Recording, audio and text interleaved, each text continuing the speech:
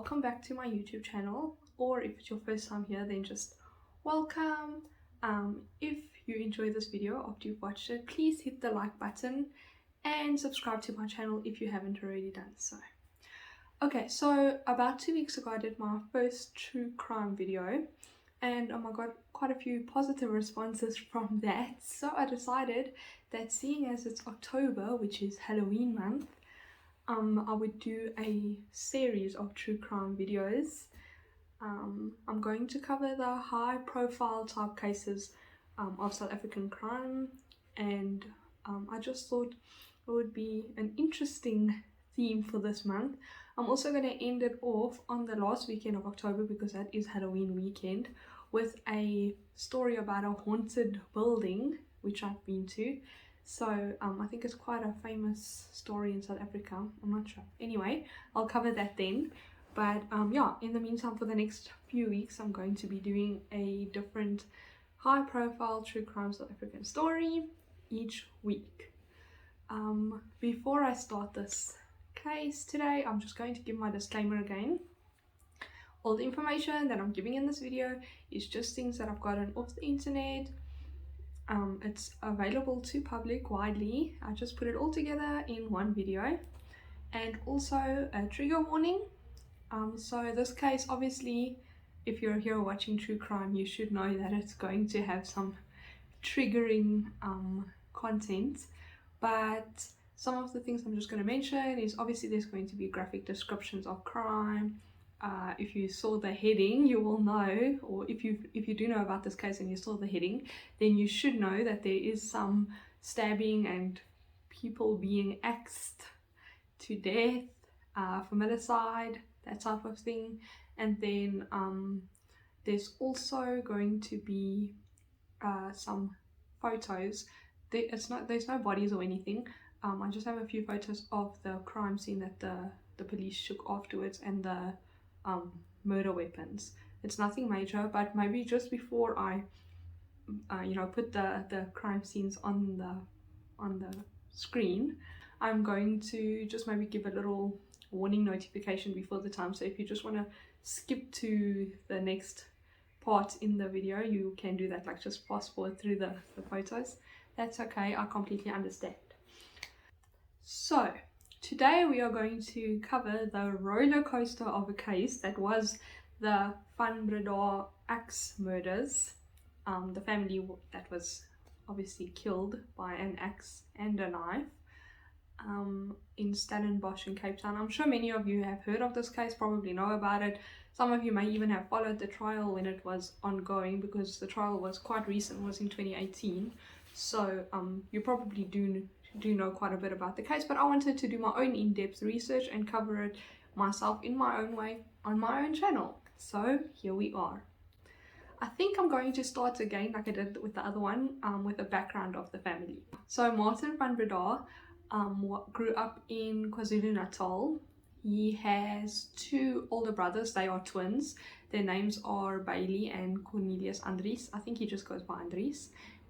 So Martin attended high school at Kusbach High School in Amanzimtoti, where he matriculated, and then he went on to study engineering at Stellenbosch University in Cape Town. He graduated from there in 1983, and then went on to do his MBA degree at the University of Pretoria, where he graduated from in 1987. Okay, so Teresa du Toit was one of 8 siblings. She has 4 brothers and 3 sisters, and she studied computer science at what was then called RAU, it's now called University of Johannesburg, and went on to work at IBM. Teresa and Martin met through a mutual friend of theirs, Alna Venter, in 1983, and they eventually got married on the 16th of February 1990, so 7 years later.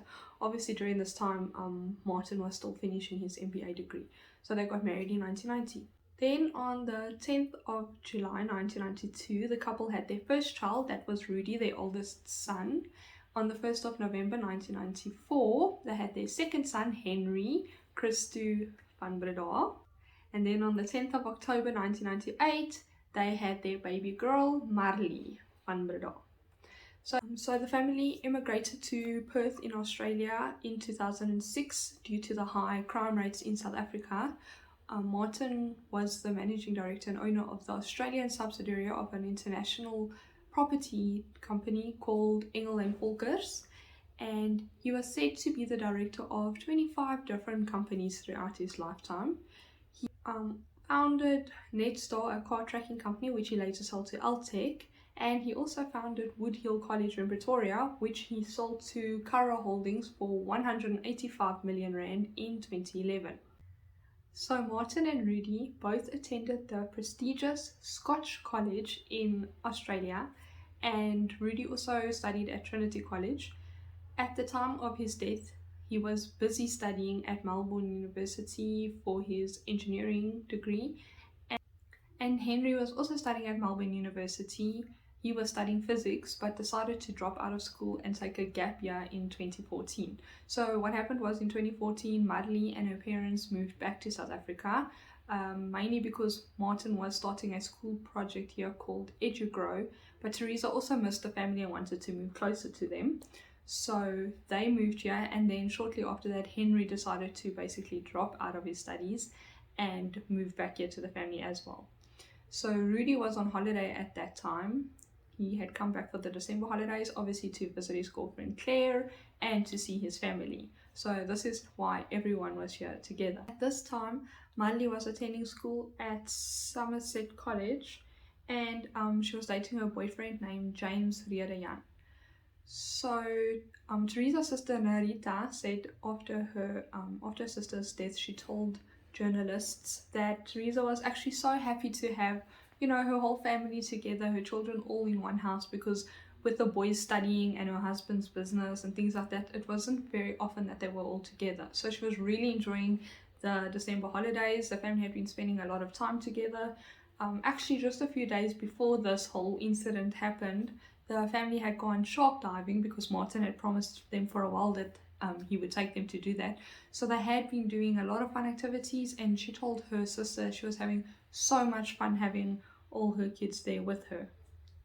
As far as all the friends and families of the Van Breda family has said, they were a very happy and close-knit family. All three of the children were quite successful in their school endeavors up until that point, and Martin was a very good and honest businessman, and his wife Teresa was a really amazing homemaker for her children and her husband, and she also helped her husband with some of his administrative work in his businesses.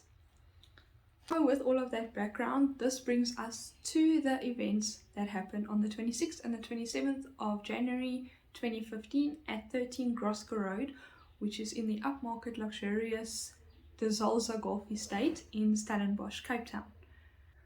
So there are two different versions of the events that occurred that night / early morning.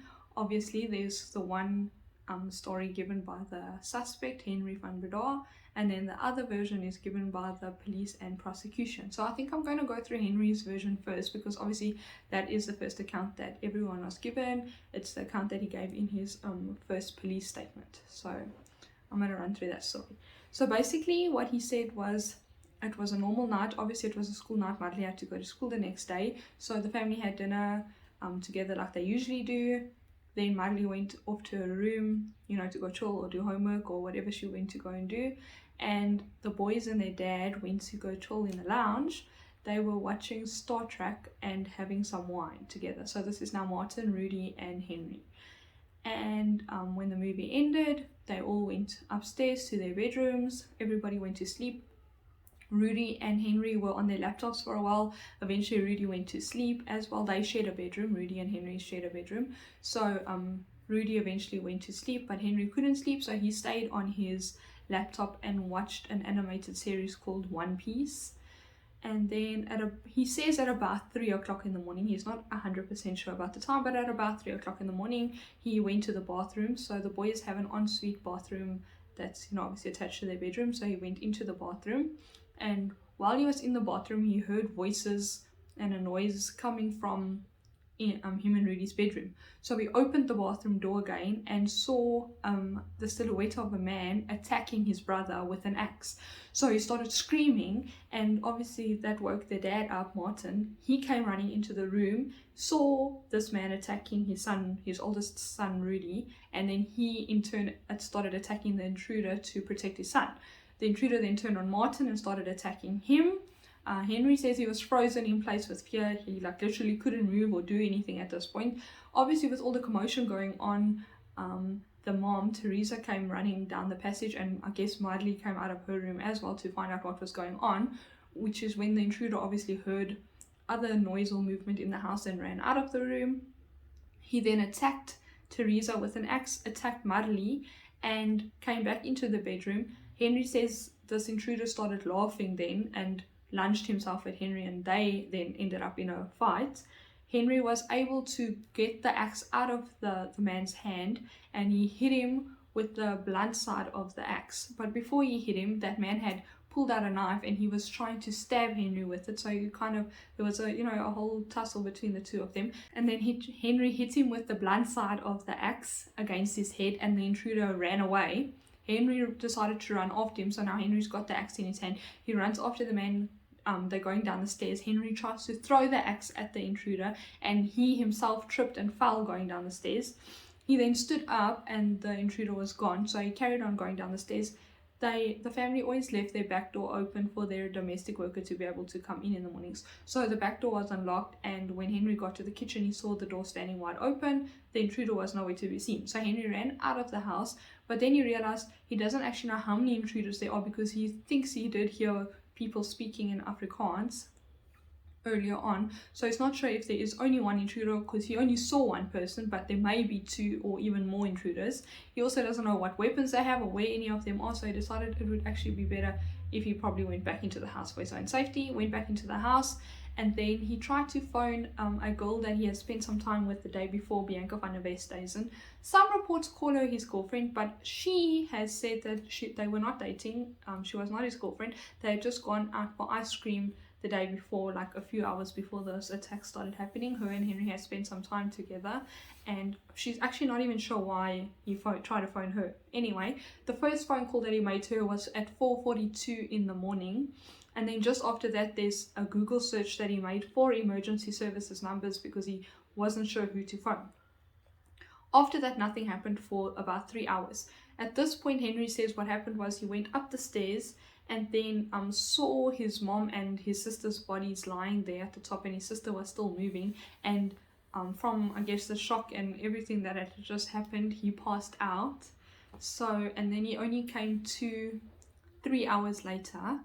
And that's when he tried to phone Bianca again, and then he eventually phoned emergency services.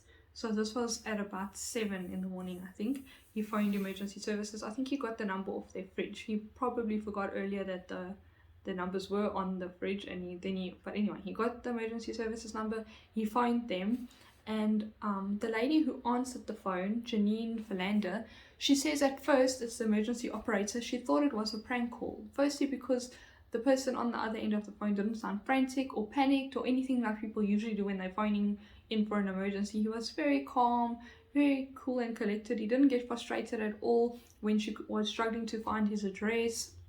They were actually having this very long chilled phone call for about more than 20 minutes, which is surprising to her, because usually an emergency call is like a very quick frantic call, get the address, do all of those things, and then it's over.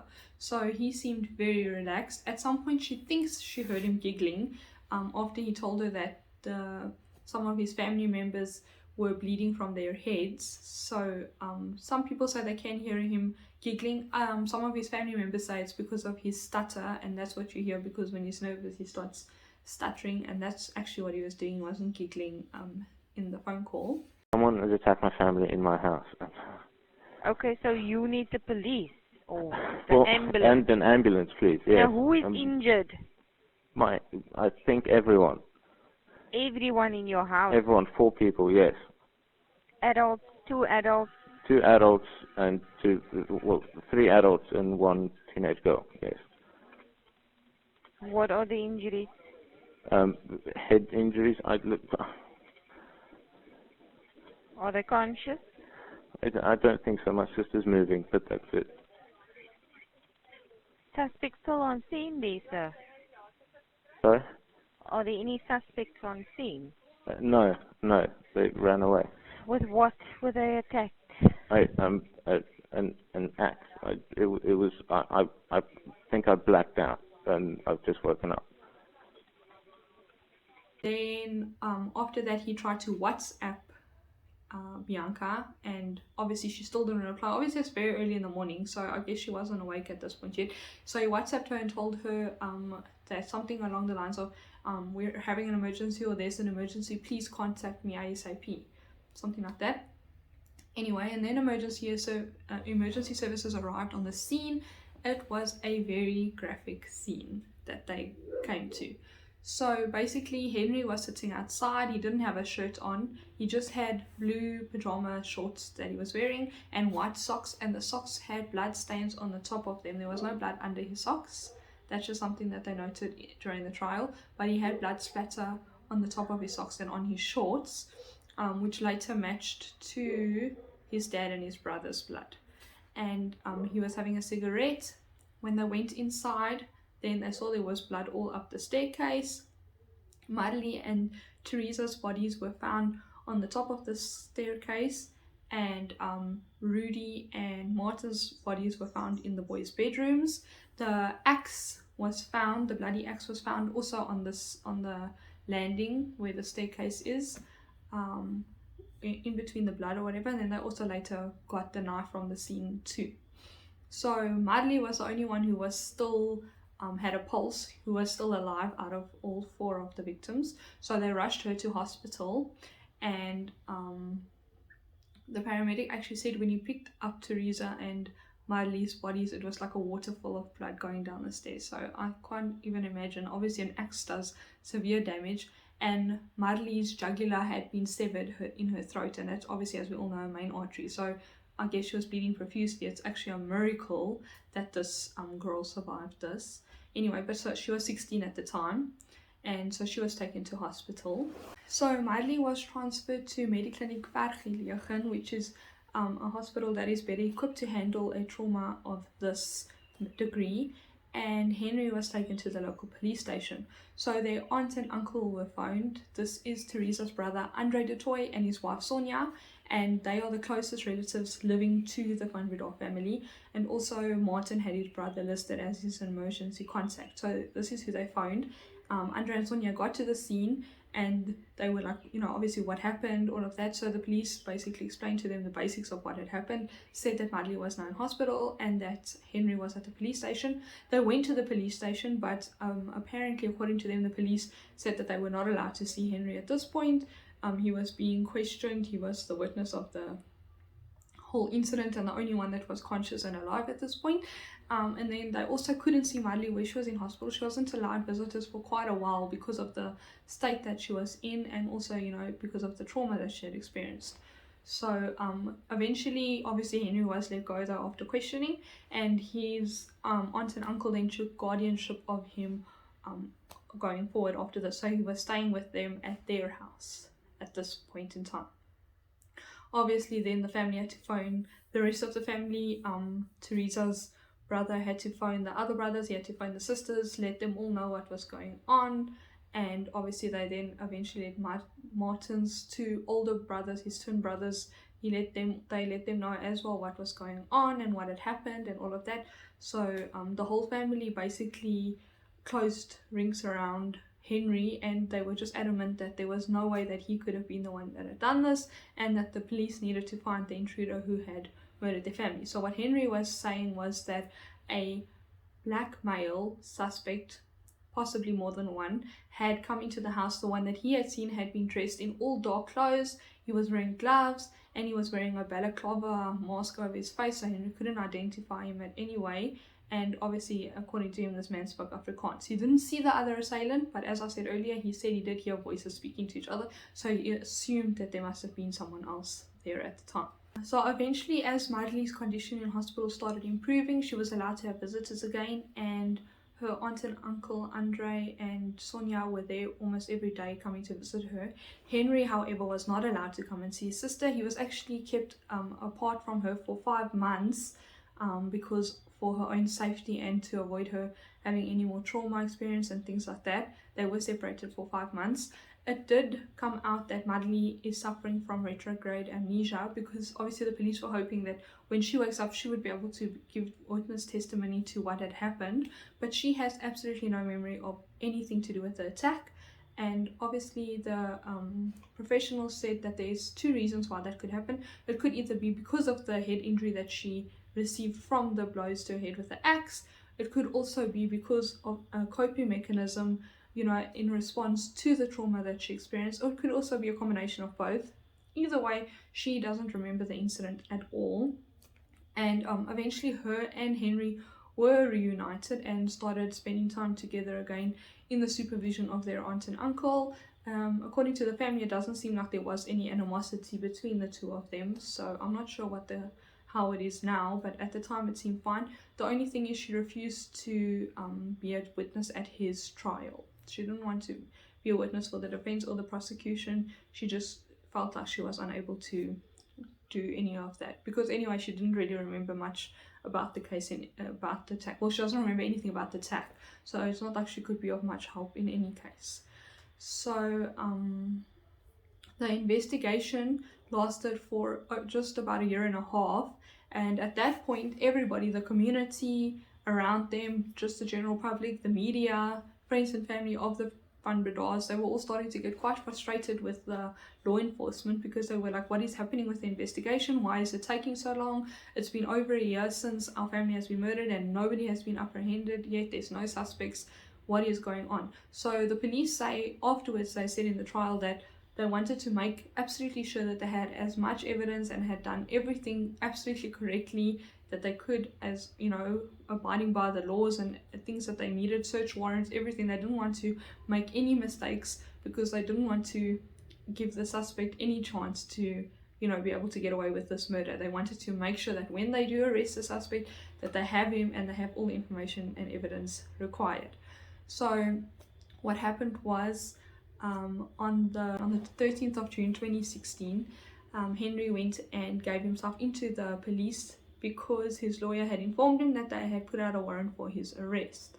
So he did go and hand himself over, and he was released the next day on bail of 100,000 rand. After this, him and his girlfriend Daniela Janse van Rensburg, they were seen all over Cape Town together. They were staying in guest houses and going to the beach and things like that. So they had met actually after this whole incident that happened with his family, and while the investigation was busy going on and everything, that's when they met. And she says she had no idea about who he was or any of this whole case that was going on. They met at this chef school that they were both attending, Capsicum Culinary School. It's a chef school in Cape Town. So they were both studying there, and that's where they met, and she fell in love with him. And then afterwards she vehemently denied in all interviews going forward that he could possibly have murdered his family. She completely supported him all the way through his trial. They were staying together at that stage, basically just seen together constantly at that stage, and she just completely supported him. Even after he was sentenced, and he was still writing her letters, and she still believed in his innocence. So that was at that stage. So during the trial, a neighbor of the Van Breda's, Stephanie Opthoff, said that on the night of the murders she had heard some loud voices coming from that house, loud male voices yelling at each other. She wasn't sure what they were saying exactly, but she did hear what sounded like fighting happening in the Van Breda home. And the prosecution has said that Henry was jealous of his brother Rudy, because Rudy obviously had been continuing studying and making his parents proud, whereas Henry had dropped out of school and thereby disappointed their dad, who had very high expectations for his children. The prosecution also said that Henry had a known drug problem. He was addicted to something called tuk, which is actually just the South African name for meth. And his parents had said that they were going to cut him off financially, like stop his allowance, if he didn't stop his drugs. Because of the drug problem, obviously they didn't want to fund it anymore. Henry had previously been admitted to a clinic in Cape Town, a very upmarket clinic called the Tiger Clinic, for his substance abuse problems, and yet he kept denying it. But after he was let out on bail for the murders, him and his girlfriend Daniela were arrested in possession of marijuana. They were both let out on bail, him for 1,000 rand, her for 200 rand. But this kind of just solidified to the law enforcement that he did have some sort of drug problem, and that may have been part of the motive for killing his family that night. On the 4th of April 2017, his trial officially began, and he obviously put in a not guilty plea. This is when he recounted his side of the story of everything that happened, the suspects that had come in, the whole attack on his family, on himself, all of that. He recounted this whole event. The prosecution stated that all of the evidence, so there was no foreign DNA found anywhere on the scene to allude to the fact that there was a different person inside the house. So only evidence in there was from the Van Breda family. Rudy and Martin's blood was found splattered on Henry's pajama shorts and on the top of his socks, and according to him, he had been standing there by the bathroom door of the bedroom while they were being attacked. So there was no way the blood could have splattered all the way over to where he was, unless he was closer to them than he says he was. And also the prosecution stated that it doesn't make sense that an intruder would, firstly, how would they know that the back door specifically was always kept unlocked? Why would they target the family? Because according to the parents' brothers, the uncles of Henry, they all said that their family had no known enemies. Henry himself even said that the family had no known enemies, so they didn't know who would specifically come and target their family. And in any case, the intruders, if their plan was to break in or come into the house to murder the family, why would they not have their own weapons already? Why wouldn't they have brought their own knives or guns or whatever that they were going to use? Because the weapons used in these murders belonged to the Van Breda family. Their domestic worker who used to come there every day, Precious, she confirmed that the axe that was used in the murder did in fact belong to the family. It was stored in their pantry on a shelf, and the knife that was found on the scene was also from the family. The only drawer that was open in the kitchen was the knife drawer, and then one of the knives removed. Again, how would the intruders know just that one drawer, just to open that one drawer and find the knife in there? If they were digging through things would be open, and they wouldn't be neatly closing the rest of the cupboards and things like that. So all of that just seems odd that these weapons were specifically brought from the house. Another thing was there were a lot of electronics. There were some of the family's laptops and cell phones lying around at the bottom of the house, the bottom floor, because everyone slept on the top floor. So the bottom floor, where the lounge and the dining room and the kitchen, those areas, there were cell phones. There was Teresa's handbag full of money there. All of these things, nothing was stolen. There was absolutely nothing taken from the house. So if the people had broken in or gotten into the house to steal something, they hadn't stolen anything. So if they had broken in solely for the reason for murdering the family, why didn't they bring their own murder weapons? So to the prosecution, none of these things made sense. The only thing they pointed to was that Henry had done this. Another thing was that experts that had analysed the situation and looked at Henry said that the injuries that he had on his body were self-inflicted. Because of the direction that they were in and the patterns and things like that, they could tell that these were self-inflicted superficial wounds. So obviously he had done this to himself to just make it look like he had also been attacked by this intruder. The next thing that the trial went into was the security of the place where they live. That is also a golf estate. So basically there are 3 access controlled gates, that those are the only ways that you can get into the estate, and it's obviously manned by security guards. There is a river that flows through the estate, but it is surrounded by an electric fence with a barbed wire, and this electric fence, if it is touched by anyone or anything, it sends an alarm to the security company to alert them that something happened there, and then they will go and do an investigation and check what happened.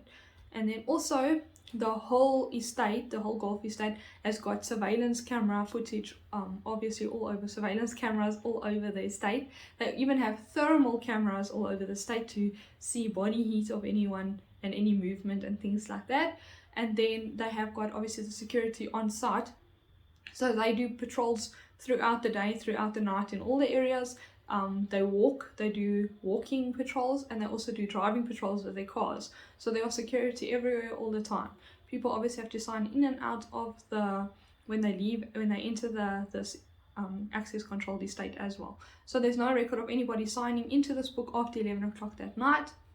There are no unidentified cars that were seen on any of the cameras. All the cars that were seen driving around were identified and they knew who they belonged to. There was no unidentified people that was picked up by the camera or seen by any of the residents of the area, and none of those fences or electric fences by the river had set off an alarm to say that anybody had done anything. They also, obviously, after the security company found out about this whole incident, they went and checked their entire fence and area and everything for anywhere where someone could have gotten in, and they confirmed that there was no way that anybody could have come in. There was no way that somebody had gotten into this area without being detected. So which means that if nobody had been seen running from the house afterwards, stalking around there at the house before the time, if there was nobody there, then where did these intruders come from and go to that Henry was talking about? So obviously this was another one of the prosecution's arguments. So the family had a dog named Sasha, and then another thing was she did not alert to anybody. None of the neighbors heard her barking, which obviously if a foreign intruder had come into their house, Sasha would have started barking and alerting the family to the fact that somebody's in here. But Henry says that at some point in time, during that time, Sasha had been on medication for treatment for something, and it made her a little bit drowsy, so it may have been that night as well, and she just was sleeping and didn't hear the intruders coming in. So another thing is the mom, Teresa, and the son, Rudy, both had small defense wounds on their fingers. This shows that they obviously were trying to fight off whoever was attacking them. That's just something sad to note, that they probably knew who it was that was attacking them and were trying to, help or save themselves or defend themselves from the attacker. And then there was also some blood found in the shower of the boys' bathroom. And this, to prosecution, this indicates that someone had tried to rinse the weapons off, or some of the evidence or whatever, they had tried to rinse it down the drain. And Henry says no, that's not the reason why there is blood in the shower. It's because him and his brother Rudy, when they shower, that's when they shave, and sometimes obviously I'll get razor cuts, and that's possibly where the blood could come from. Obviously during Henry's cross-examination, something that came up was the emergency calls and why he sounded so completely calm and unemotional and not frantic or panicked or anything at all.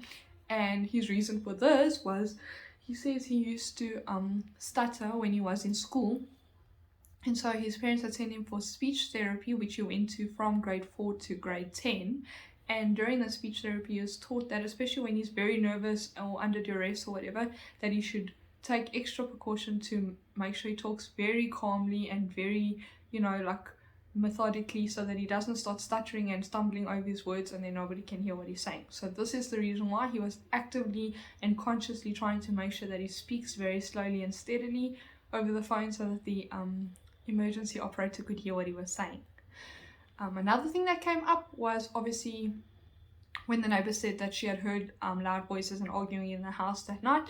So Henry says that there was absolutely no huge arguments within the family between himself and any of his family members any time at all close to this incident that happened. He says him and his family got along really well. But then one of the first, or I think actually the first witness that had come up in the trial was Madely's boyfriend at the time, James. He was questioned because he had actually sent her a text a few days before these murders saying that he wanted to kill the people around her. And he explained afterwards that the reason why he had sent this text was actually trying to comfort her, because there had been a huge fight in the family on one day because Martin had made a comment about Madely's recent weight gain, and it turned into a whole argument. And so this is why James felt like he wanted to kill the family, because of comments that had been made towards Madely. But then this leads a lot of people to think that obviously this family wasn't as perfect as they are trying to make themselves seem, because clearly there was some sort of unrest and turbulence within the household, it kind of gives the idea that maybe the parents did have very high expectations for their children. They expected certain things from them. The children had to do a lot to win their parents' affection or, approval, especially Martin, I guess. And, comments like her weight could be something that can prove this, as evidence towards that. And so maybe there is some truth to the fact that Henry was jealous of his brother, because I guess Rudy was, the golden child. He was the one who was still studying and carrying on, doing his family proud, whereas Henry was not, because he had dropped out of school and was disappointing his family. And I suppose, maybe, we have no idea, but maybe his parents had been making comments towards him, calling him a dropout or, a disappointment, something like that or whatever, and it was causing some animosity within the household. And he now obviously didn't really have a plan going forward at that time because he was taking a gap year. So maybe, there was just a lot of frustration and resentment and things building up that, obviously nobody really knows about, because who knows what really goes on behind closed doors.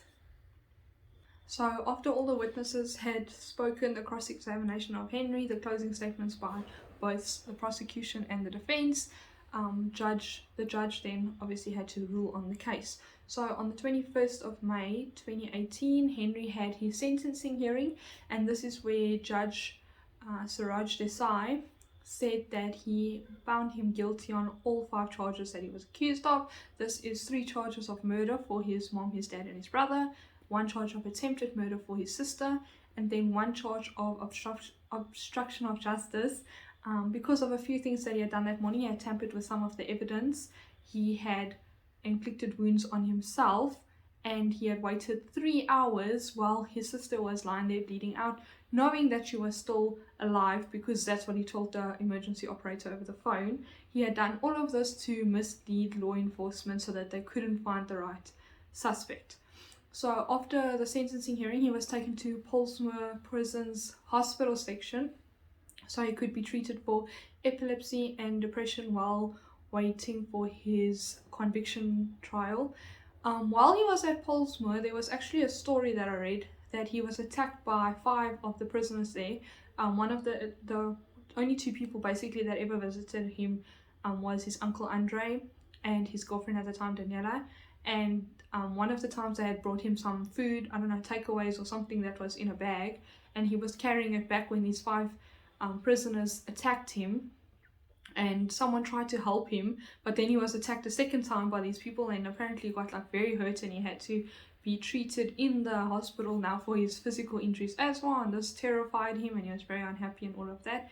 Anyway, that's just a side thing that happened. I don't feel very bad for him for that after what he did to his family, but anyway, that's just my opinion. His conviction hearing was on the 7th of June 2018, and this is where he was charged with 3 life sentences for the 3 murders. He was charged with 15 years for the attempted murder and then 1 year for the obstruction of justice. This was all going to run concurrently. But in any event, that meant he was going to spend the rest of his life in prison because he had 3 life sentences. So after the trial, the Van Breda home was sold by an estate agent for 5.8 million rand. I'm not sure if the new people that bought the house know about the history. It was probably a lot of rich foreign, tourists and things buy houses in these upmarket areas. So I'm not even sure if they know about the history of the house.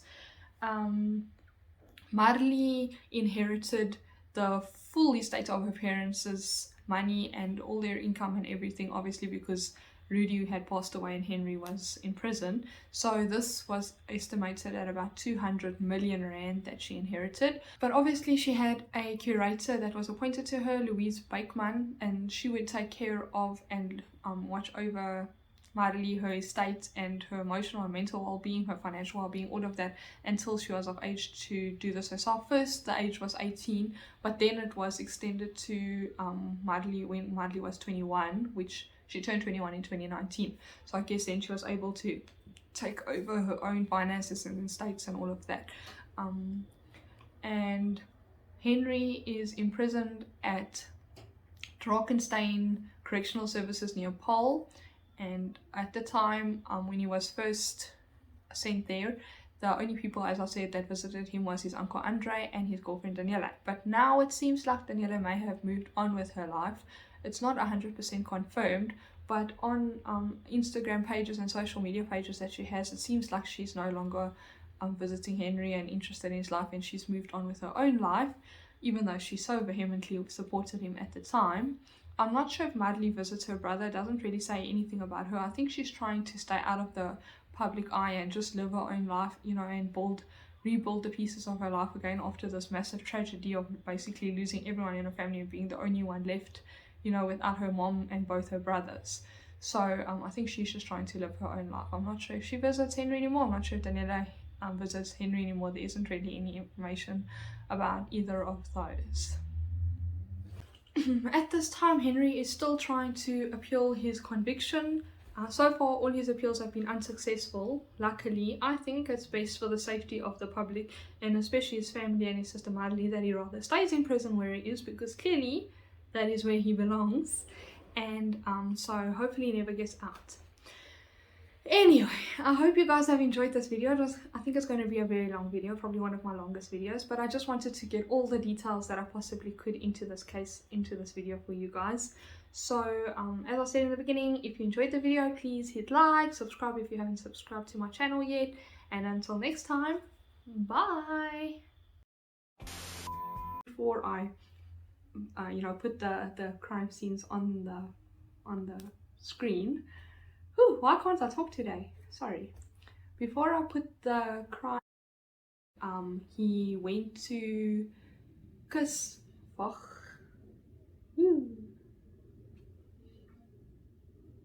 in the Trinity Ladies Presbyterian College.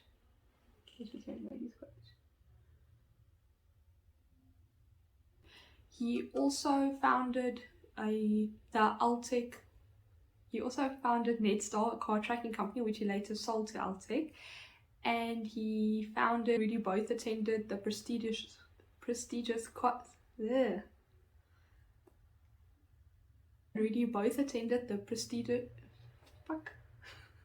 for his engineering degree, and Henry, yeah, okay.